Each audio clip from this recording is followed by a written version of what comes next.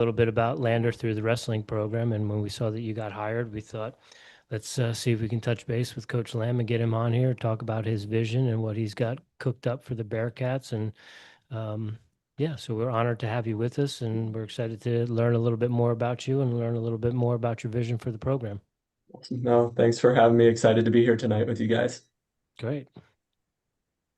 Ladies and gentlemen, howdy and aloha. We are here, you are there, and you are now rocking with the best. Thank you for tuning in to another episode of Airey Bros Radio. Before we get rolling, y'all know the drill. Hammer that like button. Make sure you are subscribed on YouTube. Drop a comment. Every review, and share helps us grow and give back to the sports we love. As always, this episode is fueled by Black Sheep Endurance for all your ultra marathon and nutrition coaching needs. Let's not forget while we're here, folks, we're here to shine a light on the program's coaches and athletes we wish we had access to coming up and going through the recruiting process. If you love college running, coaching, culture, and stories about program building, this one is for you. Tonight, we're lacing the spikes up, and we're chatting with Coach Colin Lamb, the newly minted Director of Distance Running and Associate Head Coach for Track and Field at Lander University. A couple highlights for Coach Lamb.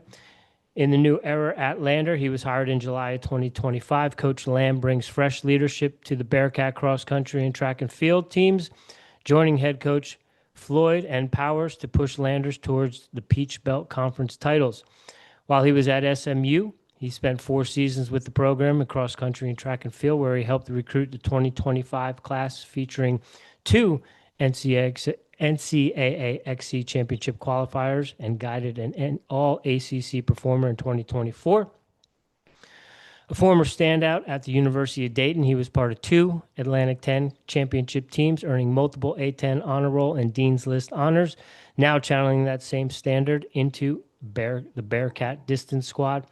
Without further ado, it is an honor and a pleasure to have you joining us this evening. We do greatly appreciate your time. Coach Colin Lamb, welcome to the show. So thanks for having me, guys. Yeah, it's an honor to chat with you. Yeah. Learn a little bit more about the program. As I mentioned, we know a little bit about the wrestling team and what Coach LaHaye has been doing over the past couple of years. So we're excited to get into it with you. But before we get too far along and too far into it, anything you would like to promote, plug, share, anywhere we can send recruits, anything, anywhere people have questions for you, the floor is yours. Yeah. As always, our Instagram page, Lander XCTF, and then my personal coaching one, Coach Colin Lamb on Instagram. Awesome. We'll put all that stuff in the show notes for you as well. And I mentioned that through line. We did have Coach R.C. LaHaye on probably about 2 years ago. They're doing great things with the wrestling program down there at Lander. I'm right up the road in Greenville. I haven't been able to make it down to campus for a match yet, but hopefully as things finish up here with my cross country season at the high school ranks, I can start making it down there and check out some matches. But we're excited to have you on. And one of the ways we like to kick things off here, we know we all have our origin stories to the sports, how we got into coaching. So, Coach, why don't you start us off? Let us know, what's your origin to the story to the sport, and how did that lead you to coaching? Oh, well, I think it goes back to probably elementary school is when I remember it. Used to have the fundraiser. I know some schools had it where we used to run laps around the parking lot, and we'd have people pledge a certain amount of money per lap we ran. And I remember I would just outrun everybody else in my class and my grade. And my parents put me in then a club team in 5th grade. And my dad will tell the story that one of the first times practices I was at there, I was in 5th grade at the time. I was running with some middle schoolers who were probably 2 or 3 years older than me, and took me out on a run. And I think I was supposed to run 3 or 4 miles, and the other middle schoolers were running like 8 miles. And so I didn't know any better. And I just kept following them and kept following them and ended up back at 8 miles somehow. And I guess just kind of kept developing from there, had some really good coaches throughout the high school process. But my coaching journey, I would say, probably again started with my dad. We started coaching together. We coached a youth basketball team when I was in high school. We coached some 5th graders. And even before I was born, my dad coached AAU basketball in East St. Louis area. And so he has always been that passionate. He coached me in all my sports growing up. And so that's what really got me into it, was following him and seeing how much passion he had for the sports. And then running, he ran Division III in college. And so I'd never felt pushed in the direction of running. That's what I found, but he was so supportive and had a lot of information and guidance in that way as well. But as I kept going throughout the college process, I was always loved the sport and just the details of the sport, the science of the sport, everything behind it, and developing a program and went into that. And I don't know if I'm gonna, give myself away as a younger coach, but I loved playing the college football video games growing up. And I think one of the best things about that was kind of starting at a program and developing a program and, recruiting and competing. And so now getting the chance to do that with my own program is really exciting for me. Colin, what did you study in college? I was a BA in psychology. So where does psychology, well, obviously we know that's a huge part of coaching, but were you doing a master's degree? Were you doing a post grad? How did that lead into a career in coaching? Yeah, so I originally thought I was going to go into sports psychology after I graduated. I didn't know if I was going to end up coaching. I moved down after I graduated at Dayton. I moved down and took a job in research at SMU. I was working for a professor in the psychology department. Again, the plan was to work for a few years, get some research experience, then go get a PhD in sports psychology. And during that time, I ended up volunteer coaching at SMU, kind of fell in love with it and the sport again. And I ended up getting my master's in sport management while I was there at SMU as well, and got brought on as a grad assistant in coaching. So I was down there for 4 years. And so after those first 2 years, I was given the opportunity to get into coaching more full time as that grad assistant role and really just grabbed it. Um, you can always go back to school and continue getting those degrees, but it's a difficult opportunity for a lot of people to get into the collegiate coaching realm. And so to be given a chance like that, I knew I really needed to take that opportunity. So background in psychology, and then you got your master's in sports management. Mhm. Now that you're coaching, you see that that's a huge part of coaching, not so much the X's and O's. Yeah, yeah, I think they both play a part as well because you deal with the individuals, the psychology of coaching individuals, but then also the team aspect. And then, the sport management teaches, you got to do the paperwork, and there's a lot of stuff, especially without many assistant coaches helping you at this level and everything. You got to do all the paperwork and the behind the scenes stuff. And the sport management part teaches you that as well, that, you know, it's not all the glitz and glamour. You got to keep the budget and recruiting and everything. So no, they both play a role in how I got here and what I'm doing right now. And I think I saw the Lander job posted maybe in June, might have been May. Mhm. Some of my coaches, friends down here, we talked about because I think Southern Wesleyan had an opening as well too. I saw that pop up. So I'm curious. Me, being down here, I know the lay of the land a little bit and the opportunity. What was it that drew you to the opportunity at Lander? Yeah. So one was the location. I've always wanted to be in North Carolina, South Carolina, in this area. I grew up in Franklin, Tennessee, so it's a little bit closer to home as well than Dallas, Texas. So that was great as my parents continue to get a little older. It's nice to be closer to home. But when they flew me out here for the interview, athletic director Brian Reese, great guy.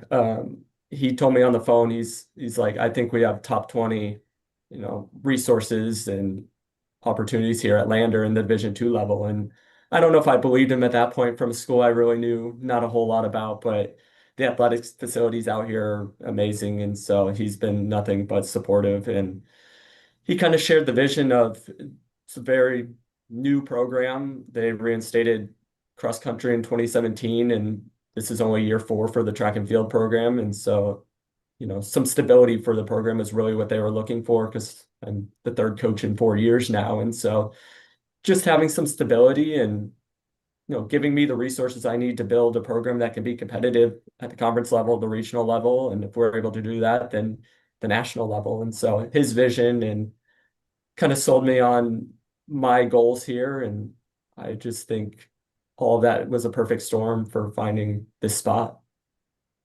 Yeah, and I think our friends up the road in Wingate have shown the blueprint that a team from North Carolina can be highly successful at the national level. And I know being in this area, there's a lot of quality runners, and I'm sure there's probably a lot of quality training grounds down in Greenwood. Um, what's your vision? Let's say, what's your 5-year outlook? Yeah, I think just every year chipping away at it, slowly getting there, getting more competitive at the conference level. Obviously, there's some really great programs in Flagler and Augusta on the men's side and North Georgia as well on the women's side that are always up there at the regional level and competing to make the national championship. So there's those programs to compete with at the conference level, but then there's many of them at the regional level too. Anderson's just up the road, North Greenville also. So other programs to look out for. And what I see here is why not us? I mean, there's tons of schools around us. We have, again, plenty of great places to train.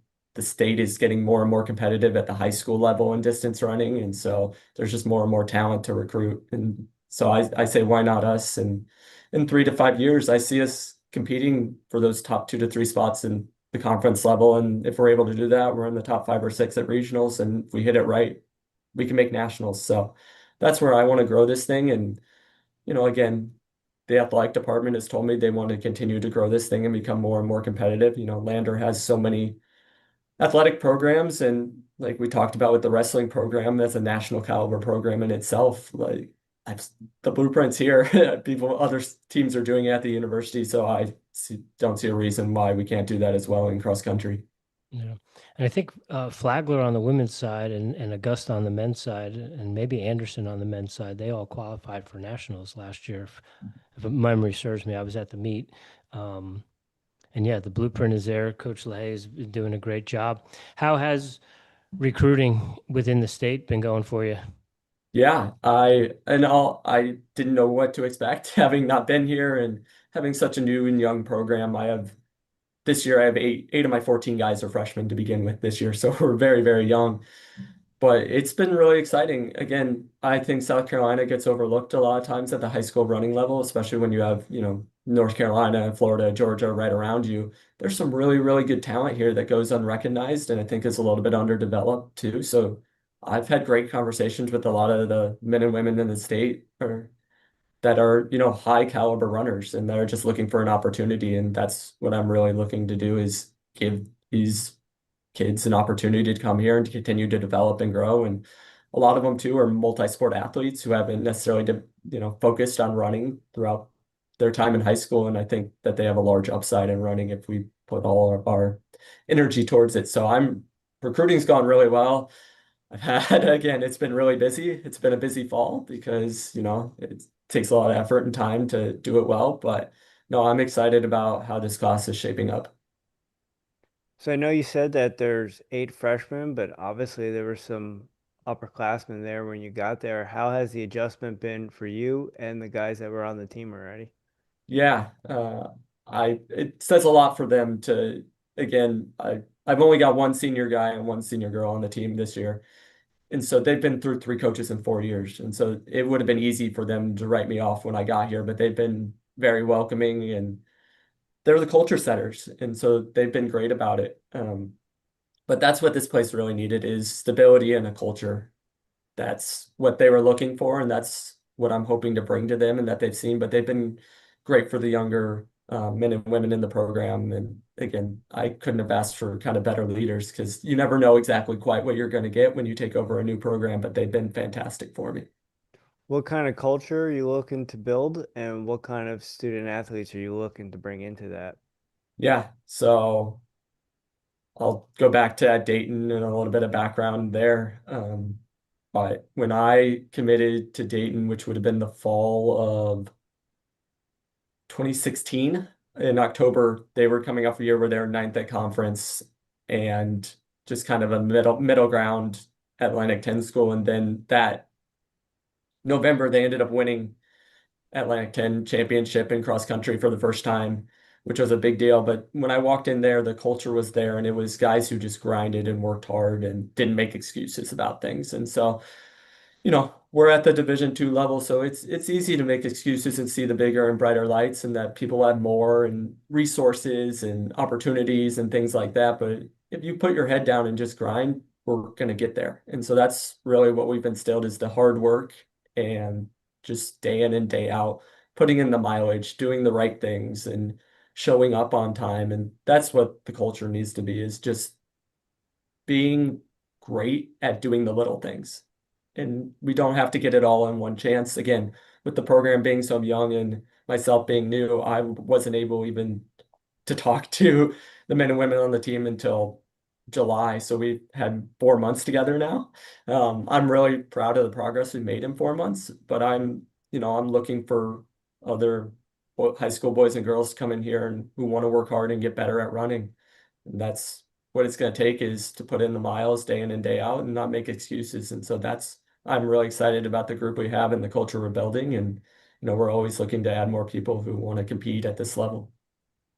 You mentioned those 8 freshmen this year. Are Yeah. those are those athletes all from South Carolina? No, I have one from Chicago, one guy from Chicago, Illinois. Um, then I believe, and so it's 8 guys and 5 ladies, 5 freshmen, so 13 total on both sides. And I believe all the others are from South Carolina. So yes, a very in-state group.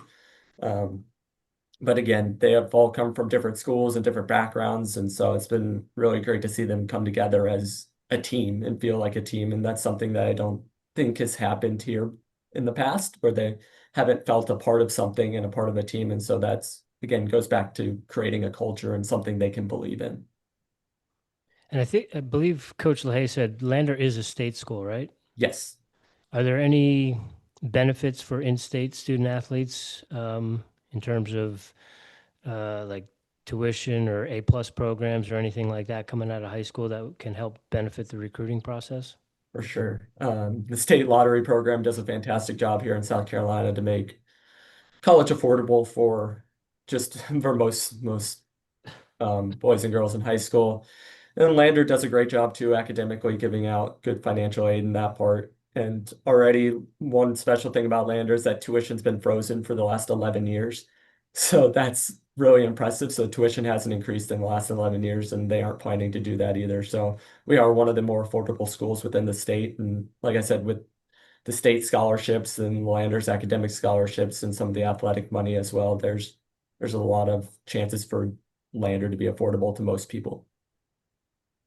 Is there anything when you got to Lander or now that has surprised you or shocked you, the way things are run, the administration, anything like that? Um, I don't know if I could have picked a more different school than SMU in the way. Um, just let's go to tuition, it's 90,000 a year to go to SMU, where for here it's 25,000 a year for in-state students. So I don't know if I could have picked a more drastic side to that. And just it's at the Division II level, there's always going to be more of a, I guess, homey feel. I've been really, I don't know, surprised by how welcoming and how open everyone is with the process here.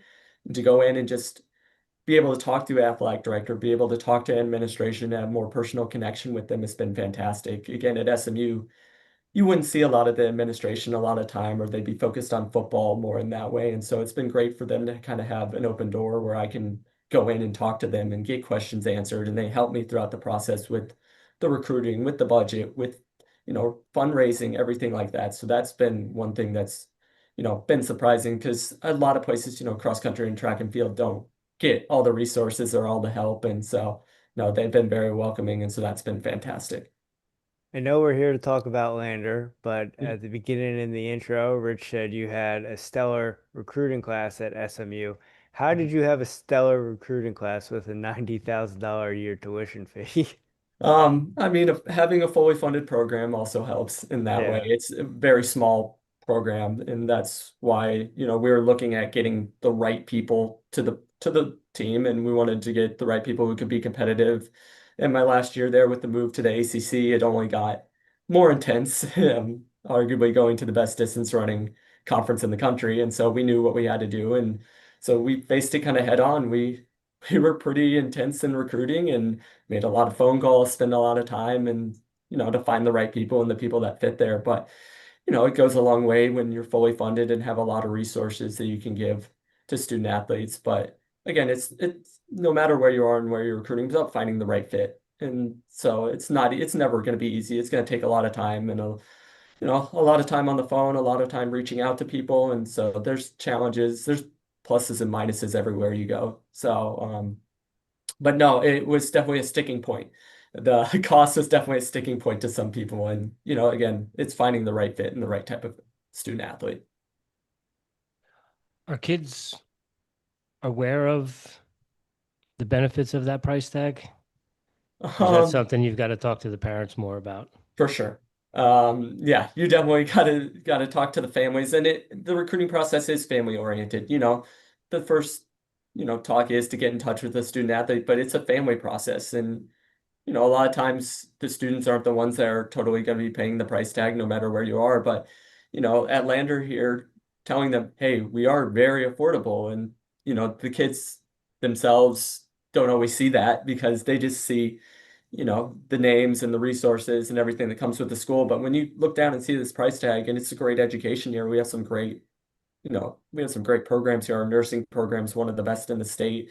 Our business program, our exercise science program, we have some great academic programs here. And so, showing them what we can do on the academic side with the cost of the university, I think it's having to explain not only what the school is, because like myself, I didn't know what Lander was before I got here and never heard of the school. And so explaining where the school is, what it can offer. And so that's always part of the process. But yes, getting in touch with the parents is a big deal as well. And again, as college continues to get more expensive for everybody, having a place that's affordable is really, really important. Yeah. That's one of the things Jimmy and I love about doing this podcast. We've discovered so many college and universities that we never knew existed, and there's so many people out there doing so many great things. So it's fun to learn about the schools and the areas and that sort of stuff.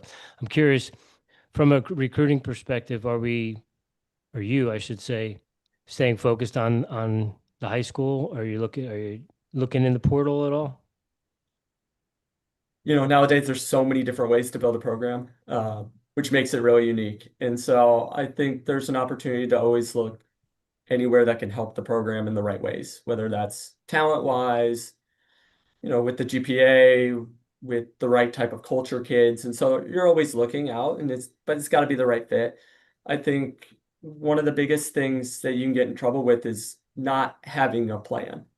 And so just trying to go kind of here and there and not having a plan for what you actually want to create and build and just trying to piece things together. And I think that's where you can get in trouble, is not having a long-term idea of what you want the program to be and where you want to be at. And so, no, I'm always going to look, but it's at a place like this, it's never going to be where I can bring in 5 men or women out of the portal and have a new team next year. It's always going to be built on developing.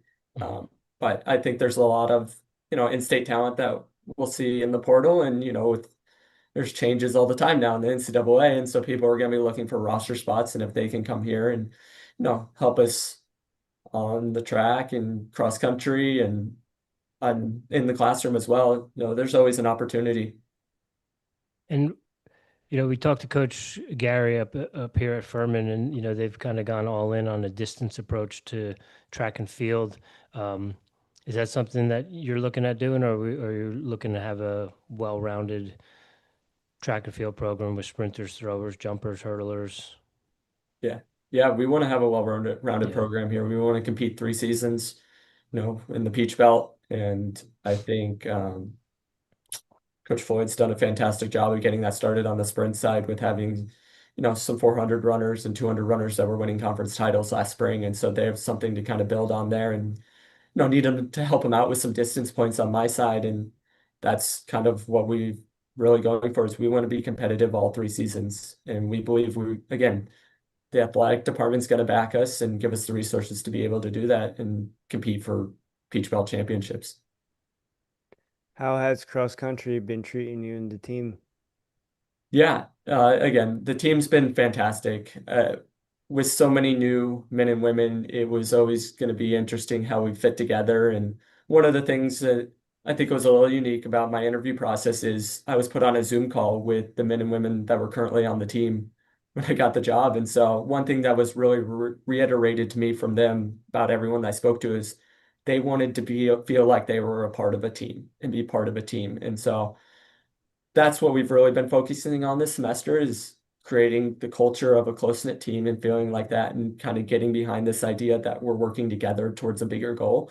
And so I've been really excited about how we've come along, both in the running terms, but then also culture-wise. And the women, I think, have been farther ahead than I thought they would be. And so that's fantastic. And the guys are continuing to develop.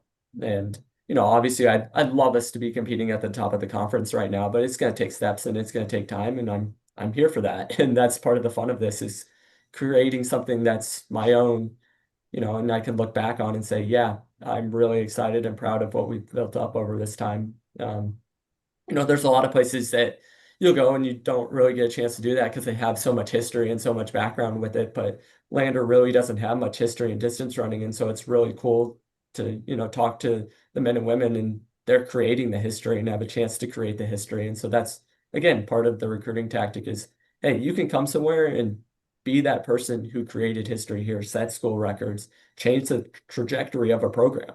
And there's not many places you get a chance to do that. Yeah, that's a great experience. I went to Monmouth University in New Jersey, and when Coach Joe Compagni came in, it was his second year. I came in as a transfer, and Monmouth had some decent athletes, but had never really contended as a conference team. And then my last 2 years there, we were the first two teams to win conference titles in track and field. And then Coach Joe went on a run and won probably like 40 consecutive conference titles. It was pretty awesome. So that's a good recruiting tool to get kids to know that they can be a part of something special and, be a founding member of a program that eventually gets to the top of the heap in the conference and at regionals and is working at national finishes as well. I'm curious, who has tougher training conditions in the fall, SMU or Lander? Oof. Depends. This year, from what I have heard in the past, South Carolina was fairly mild. We didn't have a big hurricane hit or anything like that. That happened the year before. Yeah, So this year was great, and conditions right now are perfect. yeah, It's kind of around 40 finally. in the morning, and it got up to 65 today, and so it was absolutely beautiful here. And this week looks fantastic.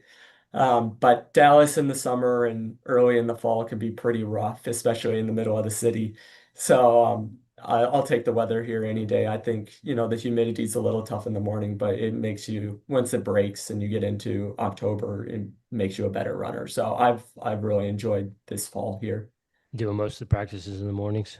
Yeah, currently that's again with the weather here and Yeah. how hot it can get, especially in August and September. Yeah, I feel like we can get more out of it in the morning. Yeah, I think my kids are going to be upset when I change practices to the mornings instead of after school. But they'll thank me when they're a lot cooler conditions and they can run a little bit faster. I'm curious, Coach. One thing as I've learned as I've gotten older, and probably a question I never asked going through the recruiting process, especially as a distance runners, and how valuable having soft surfaces to run on can be. How are the training grounds? I know the facilities are top notch at Lander, but in terms of from a distance running perspective, you guys have some country dirt roads like you can replicate Magnolia Road out in Boulder or anything like that. I try. For the long run, we'll drive out maybe 10 or 15 minutes, and it's a camping ground, hunting ground. And so they have loops there, and the loops, I believe, connect to 26.8 miles, and it's just rolling gravel roads. And so it's fantastic. So for long runs, and that's fantastic. And then about 3 or 4 miles down the road, there's a farm that hosts high school cross country meets. Emerald High School in the area, they host home meets there. And so we'll get out there and practice on the cross country course. And they've been very welcoming to me and said they'll cut whatever I need cut in terms of loops and for training. And so with the cross country course, with the gravel roads, and then in the middle of Greenwood, there's a path that goes about 3 miles out. And so for shorter tempo stuff, there's a flat paved route if we need to do anything like that. So there's plenty of stuff around. And even our athletic complex here that hosts, our training room, our weight room, baseball, softball, soccer, there's a track surface just short of a mile that goes all the way around that. And so even doing some easy running on that, there's plenty of soft surface around here. that was one of the questions when I came here. I was like, where are we going to run? But there's been plenty of places, and so there's been no problems. Nice. Coach, you had a lady earn your first all-conference honors in 16 years. What does that mean for you in the program in your first season?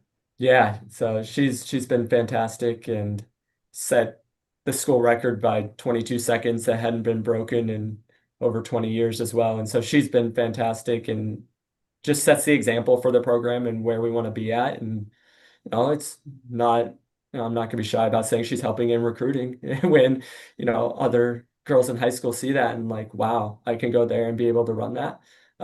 So it's a big deal for the program. And I think it's for the men and women who are currently in the program as well to see, hey, we can be really, really competitive and be really good. And so it's super exciting. And, she's only a junior, so she'll be back next year as well. And so, no, she means a lot to the program and is doing great things both in the classroom, running wise, and then helping us in recruiting.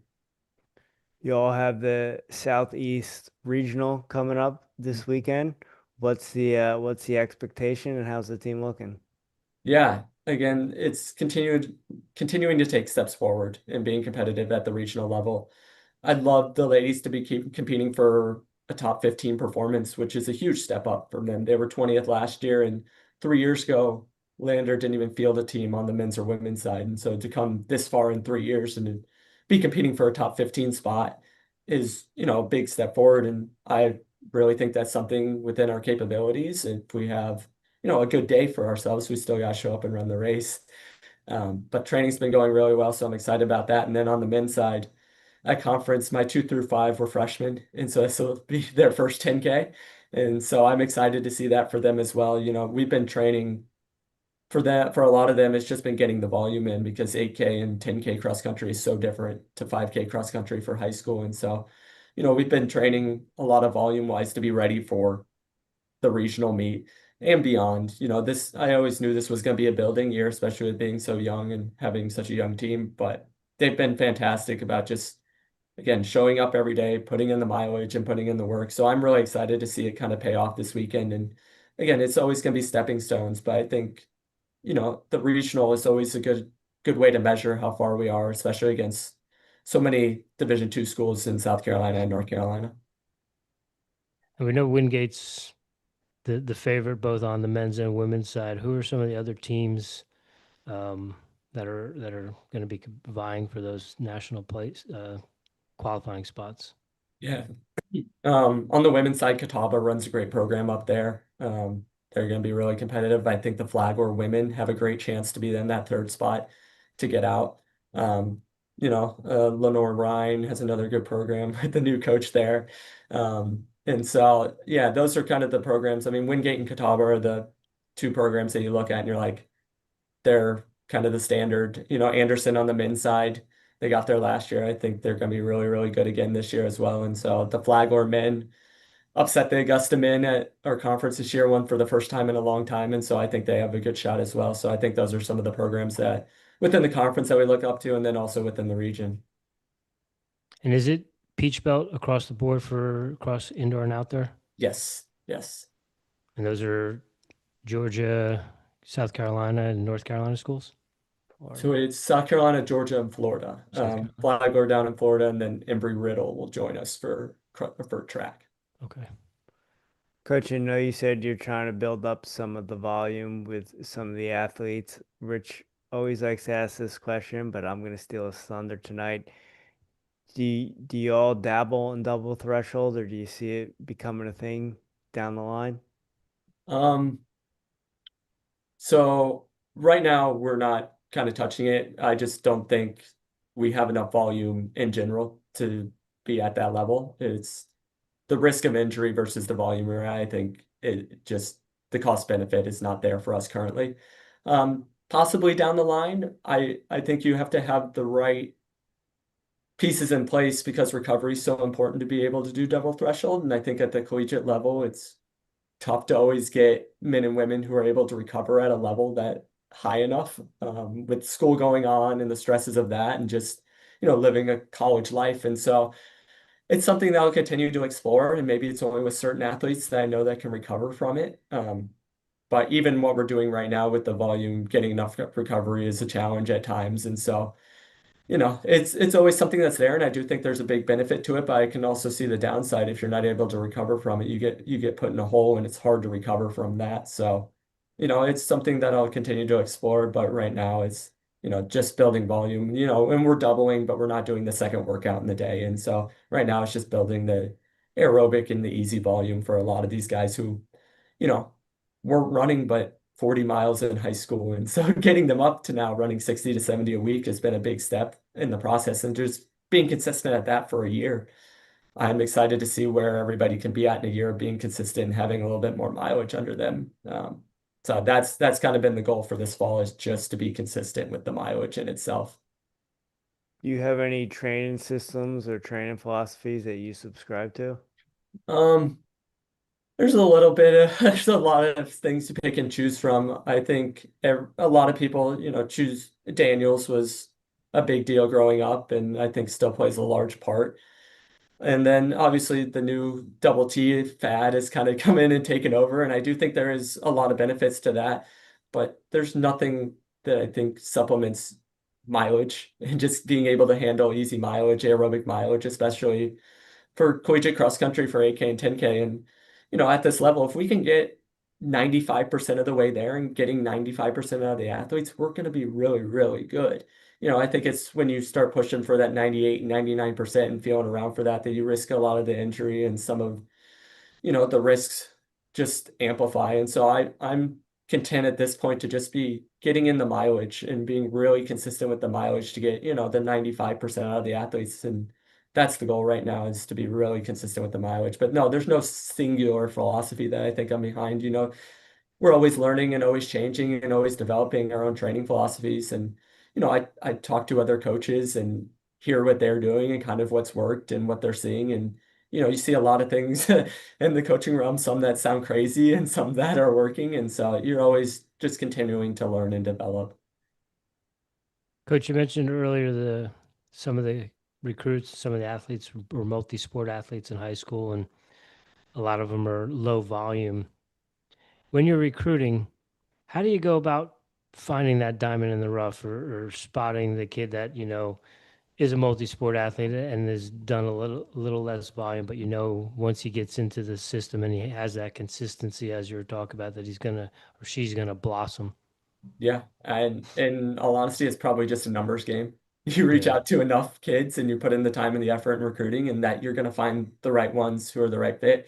Because again, everyone's got a different story. And so it's taking the time to get on the phone with them and have a phone call and listen to their story, because everyone gets into the sport in a different way and has a different background in training. And so it really is just taking the time and reaching out and making those connections and finding who is the right fit and who you think can come into the program and, help you competitively. Are kids still getting on the phone for recruiting calls?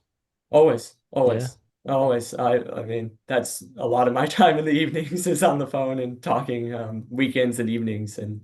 But it has changed a ton since, I've been out of school, what, 5 years now, and even my recruiting process was so different. It was only going into the senior year summer when you could start make contact, and so now we're even earlier. And again, social media has changed a lot of stuff too for how you get in contact with kids. Now a lot of it is through Instagram and reaching out through there and making those connections there. But yeah, the phone calls are still super important, because that's where you make the first connection and kind of hear who they are. And by the time you have them to campus, you do have an idea about who they are, what they want to study, and if they are going to be a decent fit for the program. So no, I still think getting on the phone and taking that time is really important. Coach, do you feel settled in yet? Um, Probably not quite yet. It's been 3 months, and once I got here, we kind of got rolling right away. And to be honest, I'll tell you that for the first week I was here, I didn't have a key to my office, so I couldn't really get into the office. And so I spent the first week driving around the state, going to recruits' homes. I was making home visits. That was kind of what I spent my first week doing. I didn't get here till about the 1st of August. And so what I spent in July was making phone calls, and then in August it was recruiting. And so really haven't totally settled yet. I'm excited to have a little downtime after the end of the season, but recruiting's always going. And the weekend after regional is the high school state meet here in South Carolina, so I'll be out there. And so, it never stops when you want to compete and continue getting better. And so I'm excited to have a little bit of downtime more during the days and, explore the area a little bit more. This is a really, really nice city, and there's a lot of hidden gems here and not even far drives to, get out some really nice areas. We have Lake Greenwood, which is a really nice spot here in the area. And so I'm excited to spend some more time doing that as well. Have you unloaded all your boxes? Are you unpacked at least? I am unpacked. I am unpacked. I will be honest that I moved into a furnished already place. So it was really just close, after moving to Dallas and having done that, moved a couple times in Dallas and then moving here, I decided at least for the short term until about the end of the year. My lease is up towards the end of the year. I'm in a furnished place. So that's also another thing for after the season is finding a little bit more of a settled home or apartment I can move into and kind of make my own. Okay. And in the recruiting within the state, there's talent across the board, upstate, low country. Have you made your way up when you were doing those home visits to the upstate at all? I have been to upstate. I've been to Lexington, been up to the Greenville area. I've also been out to Charleston. I've been all over. I've been up to Rock Hill, Aiken. I have tried to make it all over, again, to try and find who's the right fit that can come in and help this program. It takes a lot of time and a lot of effort. And, I'm willing that's one thing I learned at SMU is it takes a lot of time and a lot of effort. And to go to kids' houses means a lot to them. Not a lot of college coaches, especially at the D2 level, are showing up to kids' houses, or kids at this level aren't getting a lot of those looks where, they're trying to make that personal connection and spend time with them and really get to know them. And so, I spend a lot of my time, and that drive out to Charleston isn't short, especially with the traffic out there. But I feel like it's really important and is going to pay off in the recruiting process in the long term. Yeah. I don't think I ever had a coach do an in-home visit. Do you, Jim? No. The Army guy come, right? Or That was it. The Army recruiter. yeah. Coach, you mentioned you guys are practicing in the morning. You said you're doing your recruiting calls at night. One thing we like to ask coaches is being a college coach, you're a CEO of a small business. So what does your CEO role look like as far as your daily? So workout days a couple times a week we practice at 6 a.m. So I'm up at about 4:30, 4:45 in the morning and get rolling. And so then we got practice, and a lot of times we're done by 8. But then kind of starts the paperwork and everything for the weekend, getting the itineraries together and, managing the budget, fundraising, doing all the little things behind the scenes. And then, currently in the afternoon right now, I'm also helping sometimes at the track practices. We're down a coach. And so we're in the process of hiring another coach. And so myself and Coach Floyd are kind of helping out at the track practices here and there. And so it's doing some of that. And then, like you said, I'm kind of on the phone in the afternoons whenever I can schedule calls. And so there's that. And then also we monitor our own study hall. So once or twice a week, I'm sitting down and from 6:30 to 7:30 with our freshman athletes and some of our other athletes in study hall with them. And so that's taking up an hour at a time in the evenings. And it's, it's a lot, but I love it. And I wouldn't be doing it if I didn't love it. And it's tough. It would be a really, really tough job if I didn't love what I was doing. But I want to stay busy. It'd be tough for me to just lay around all day. And so this is a great spot to stay busy all day. And there's always something to work on. Coach, you sleep well at night? Not as well as I'd like to. You know, I'm young enough to where I don't think it's totally caught up to me, and I can still live off of 5 and 6 hours of sleep, and I don't have a family yet or anything, and so I think life totally changes when that happens. But right now it's just kind of the grind mindset, and so like I said, I'm excited in a week when the early practices settle down for a little bit. But no, you know, I'll sleep when I feel comfortable with where we're at, and we're able to compete at a high level. And so, I'm looking in the future, to get some help. I'm excited next year. I'm planning to add a graduate assistant to help me a little bit with everything in the background stuff. But right now, I couldn't be happier with where I'm at and kind of what I'm doing. Might have to apply for grad school. There you go. Coach, is there anything about the program or the school that we haven't touched on just yet? I would just say that again, the facilities and the school outside of the athletic facilities, just the school in general is beautiful and honestly better than I could have seen online or when I got here. And we are the fastest growing public school in the state. So that's almost doubled in the last 8 years. We're a little over 4,500, and every year is the biggest freshman class. And so that's really, really exciting. But there's some huge selling points. And so also in recruiting, I tell people just come to campus and give it a shot.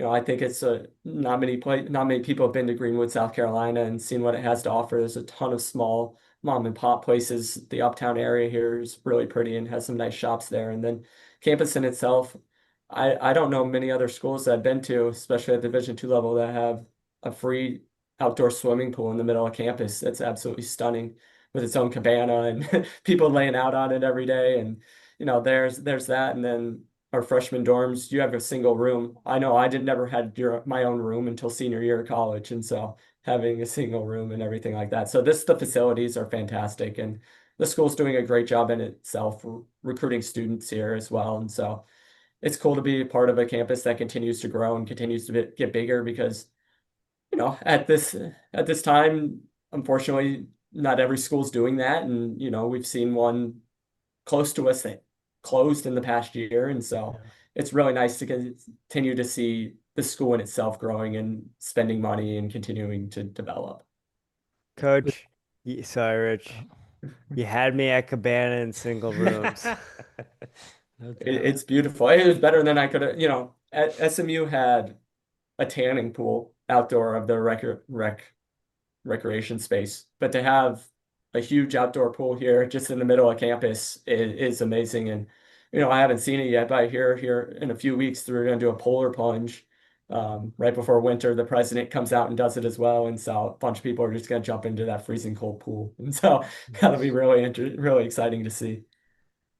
With the population of the student body expanding, is there a lot of development on campus and new dorms? I would assume new dorms are getting put up pretty quickly then. Yeah, so that yeah, space is definitely something that the school is looking towards. But new academic buildings continue to get put up, and yeah, there are plans to continue to expand, and the university started doing that.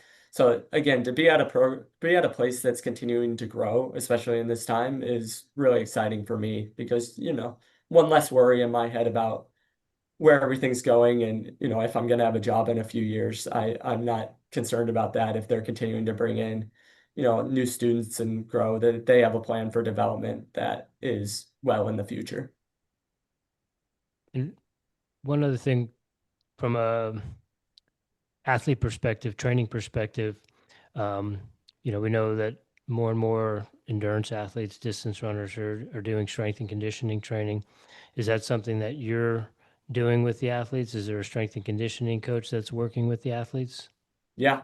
So again, very, very blessed with the resources we have here. We have a fantastic strength room just for student athletes, and when we're in there, we're the only team in there. We have 4 full-time strength and conditioning coaches at the university, which is, again, for the Division II level, I think kind of unheard of. But I meet with one of our strength coaches every week and kind of go over what the plan is and how training's been going. And we do talk about individual athletes. And, again, very fortunate to have those resources. And like I said, we're the only team while we're in there, and there's 2 of the strength coaches as well as myself in there. And so it's just a cohesive group, as well as our athletic training staff. We have 6 athletic trainers as well. And so again, I'm one of the reasons that I chose this spot was because of the resources that they are putting into athletics and that I'm afforded here, because I know that isn't the case everywhere, especially, here at this level. Yeah. Now, is that something too that you're running in the morning and then going into the weight room, or the athletes coming back in the afternoon to hit their strength session? So it's a little bit of both. So like Yeah. this morning we practiced in the morning and we had strength right after. On Fridays, we'll work out in the morning, and in the evening we'll go into the weight room. And that's kind of just how the planning worked out. And we're still getting some of that worked out with me coming in a little later and how they class scheduled. But in the future, it'll look more like workout in the morning and then probably a double in the afternoon for a lot of them. And then we'll lift after that double in the afternoon.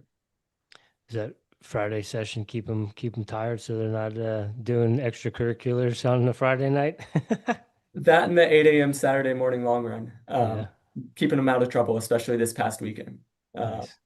so yeah, no, it's again, I couldn't have asked for a better group, and that was again part of the recruiting process for to get me here was them on the Zoom interview with me, so I knew who I was going to be working with and such great kids, and so that was part of the reason I chose this as well, is I knew the type of student athletes I was going to be working with. Coach, do you guys have an indoor track? Not one that I would use. We have, I think what a lot of places have is that small one above the intramural basketball gym. I think ours is about 10 laps to the mile. But what's great about being in South Carolina is they can be outside Really? most of the year. And again, I'm not too concerned with 40-degree days. I mean, at Dayton, we didn't have an indoor track. We were outside year round at Dayton, and it got pretty cold there sometimes in the snow. I remember having to shovel off the outdoor track there a couple times while I was a student. And so, no, I'm not too concerned about not having an indoor track here, especially with the lack of snow and hopefully the lack of snow. I haven't seen it yet, but from what I've heard, the lack of snow and ice, I think we should be just fine. Yeah. We had 2 snow days last year at school and we didn't get any snow. So I think they Yeah. talk about like folklore, the times that they do get snow in the upstate. So I think you're pretty good where you are. Is there an outdoor track on campus? So we use Greenwood High School. Okay. We share some of our track equipment with them, and so they let us get on the track there, and they have a really nice facility there in terms of the turf field in the middle, and then it's a 6-lane track, but it's more than enough for distance running. Yeah. Final four, Rich? Let's do it. Coach, are you a coffee drinker? Not historically, but you caught me at a weird time. Probably in the last month, I've started picking it up more, and maybe that comes with the early mornings and getting into this a little bit more. So how do you prefer your coffee? You brewing it or how do you take it? No, I'm like a mocha frappe type of guy. All right. So yeah, it's got to be. It's not. I'm not fully on board yet. I still need a lot of chocolate, and so Okay. that's how I'm taking it currently. Maybe I'll acquire the taste, but it still has to be a lot of chocolate in there. All right. Yeah. Over time, it eventually works its way to like just straight black after a couple of years. I was a light and sweet guy when I started back in the day Me from too. Dunkin' Donuts, and now I do a little bit of heavy cream, but I've come a long way. I used to do the venti white mochas at Starbucks. That was my jam for a while too. Hey, I'll shout out on campus too. We have a Starbucks and Chick-fil-A on campus, so those are also big Yeah, selling points. So it's yeah. easy to go get the coffee over there. It's always good to have a Starbucks on campus, isn't it, Jim? Yes, it is. Yes, that's a come up. Coach, do you have any daily practices or rituals you do on a regular basis to show up as the strongest version of Colin Lamb? Taking time to myself. I've always been, I'm an only child. I am an introvert.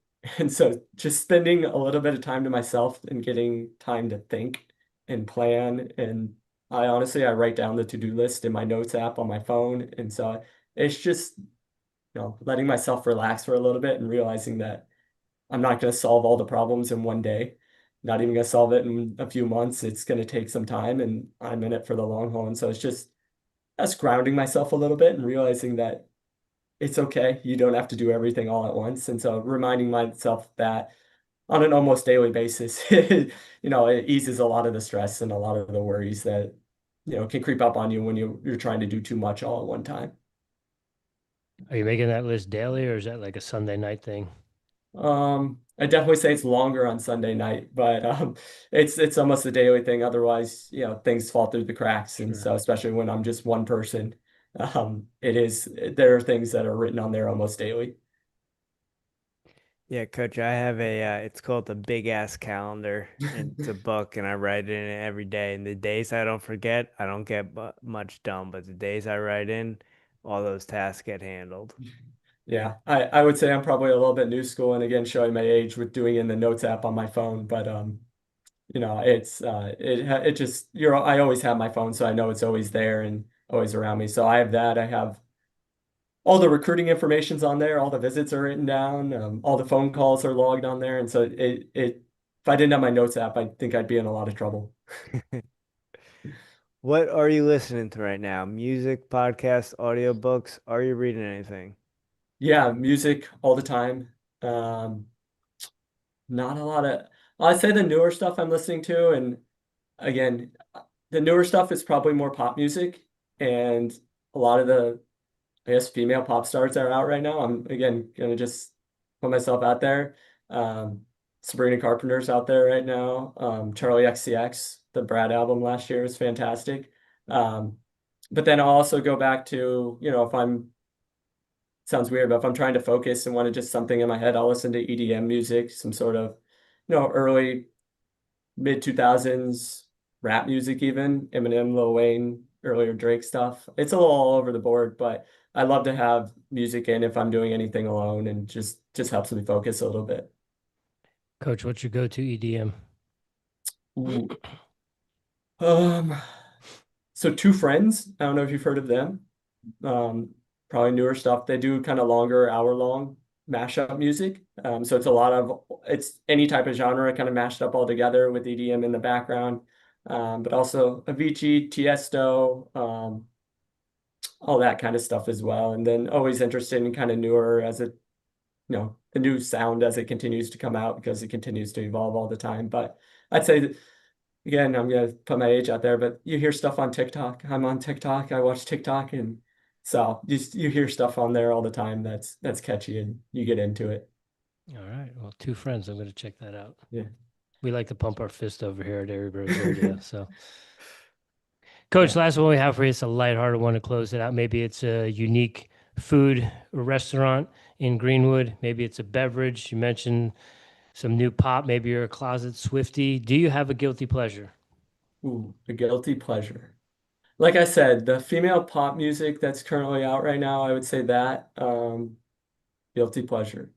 I have a huge sweet tooth, so maybe I shouldn't be telling the athletes about this because it's pretty cost effective. But McDonald's has a cookie tote that they give you 13 cookies in a box, and it's very, very cheap for what it is. And I would say the cookies are better than expected. And so, yeah, underrated McDonald's cookies in the cookie tote.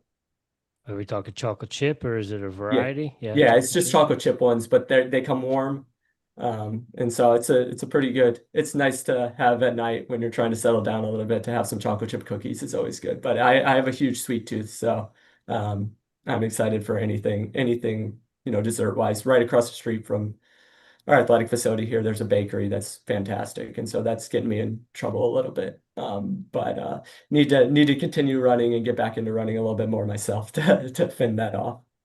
You getting cookies at the bakery, or is there something special on the menu there that you like?